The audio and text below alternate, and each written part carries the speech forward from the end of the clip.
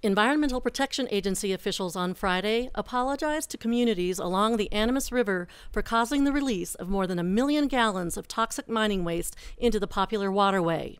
EPA officials met with a standing room-only crowd of nearly 200 concerned residents to provide an update on what they admit is a significant environmental disaster. This is, like I say, something that we sincerely regret. We regret the impacts to the community, to the residents here, and also to all the tourists and visitors you have in your community.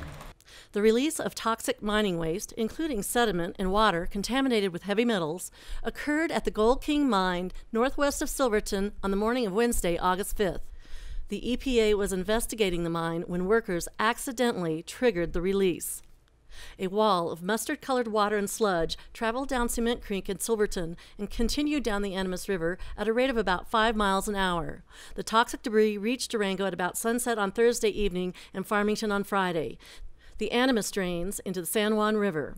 La Plata County Sheriff Sean Smith closed the river to all water users on Thursday afternoon, and the city of Durango stopped pumping water from the Animas before toxins reached the water treatment plant.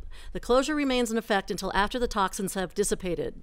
The city of Durango gets its drinking water from the Florida River, which is unaffected by the spill.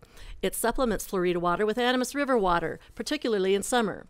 City officials asked residents to reduce irrigation and water use to conserve the city's drinking water supply. Sean McGrath, head of the EPA's Rocky Mountain region, said initial tests indicate the water is contaminated with a soup of lead, arsenic, cadmium, copper, and calcium. He confirmed the sheriff's decision to close the river to users. Absolutely the appropriate action by putting out the advisory and asking people not to have contact with the river. Neither EPA nor local health officials could say when river flows will wash away the contamination. Even when it's open again, it may have to be closed periodically when heavy rains or spring runoff stir up sediments. The EPA pledged to continue monitoring the Animas, area water wells, and to clean up the Gold King mine to stop the continuing flow of toxins in the Animas. Durango TV News will continue to follow this issue in the coming weeks, and on our next edition, starting on Thursday, August 13th, we'll follow up with tests on aquatic life during the past week and the prognosis for area wells that tap into the Animas aquifer. I'm Deborah Uroda, reporting.